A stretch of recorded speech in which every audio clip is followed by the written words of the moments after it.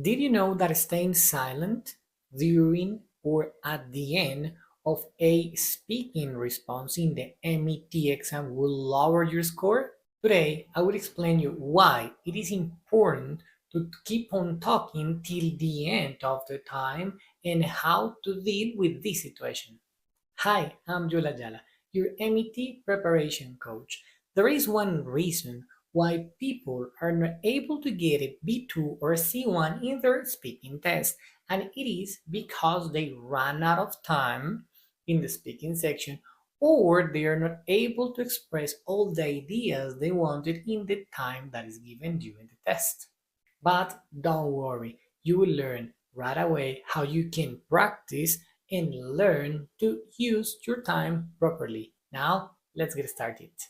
Avoid losing points due to long pauses or silence. There are two important characteristics that MET evaluates, and they are fluency and coherence. So it's quite important that you keep on talking during the whole time instead of leaving some blank spaces.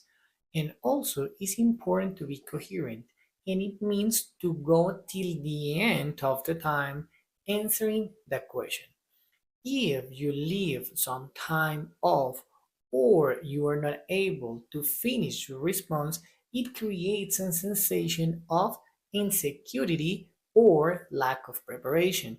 If you show that test evaluator that you have confidence and that you have been prepared, you have a high possibility that your score will be higher. Maintain a clear structure and respond on time. You need to have a clear structure for every question. For example, if you're going to talk about the opinion question, it should be distributed in at least three steps: introduction, development, and conclusion. Obviously, every single question you have in the MET is different, and you should have a clear structure for each response. If you have it, you're showing first confidence and second a coherent response in your exercise of speaking. I have created for all my students who participate in the MET preparation course structures for the question number 1 till the question number 5.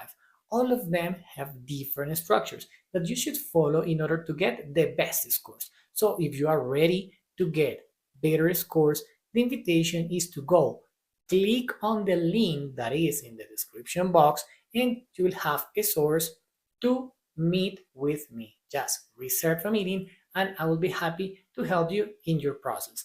Now, let's continue. Practicing with a timer helps reduce anxiety. Practicing under time pressure. Many people don't want to do it. They feel anxiety, they feel that they cannot deal with the timer they're clicking, but it's needed. You should not wait till the day of the exam to start looking at the timer and seeing that the bar is growing and you have not been able to answer. It's needed that you practice under these conditions. That would help you to handle your anxiety and obviously to practice in a more realistic way. That's why in my course we have an MET software preparation that I share with my students in order to practice in that real way. But probably if you don't have access to that one, you're practicing your own way, just set a timer and start answering the questions, and you will see how you react at this type of exercise. So, need it that you practice under time pressure. Avoid responses that are too long and end up incomplete. Sometimes students try to expand their response to show that they have a good command of the language, which is okay. You can show them that you know English. But here there is a big issue. If you start extending your answer and later you don't accomplish the task that you are asked, you are in a big trouble. Because, for example, in the question number 4, you need to talk about advantages and disadvantages. If you only talk about advantages and the time runs out, the answer will be incomplete. For that reason, you need to handle very well your ideas, having any structure, and practicing under time conditions in order to know how long you should last talking about advantages, how long you should last talking about disadvantages, and get to an accurate answer at the end of the time. The importance of responding, even if you are unsure. You might have experienced a time in which you don't understand the equation that is being asked, and it's important to have a strategy for those moments. The speaking, the MET checks or evaluates your ability to communicate, your ability to speak.